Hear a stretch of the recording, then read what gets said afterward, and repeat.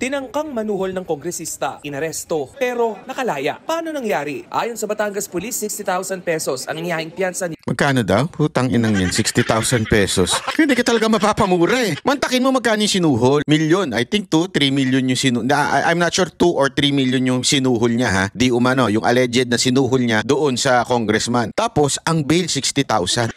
Patawa. Again, walang kasalanan yung pulis dito ha. Yung pulis ay sumusunod lamang sa utos ng korte at sa batas. Okay? At ang batas, ang bail ay 60,000 lang. Although, hindi pa siya lusot doon sa kaso. Under bail lang siya. Pero sasabihin nila, hindi daw pwedeng bumiyahe. Ang daming lusutan sa Pilipinas. Isipin mo this guy knows a lot of things. For sure. Kasi nagawa nga niya, na-entrap nga siya dyan. Siyempre, maraming sangkot dyan. At the same time, kung dati ay ganyan na ang kanyang kalakaran, di ang laki na ng naipon yan. Meaning, therefore, capable yan kumuha ng eroplano,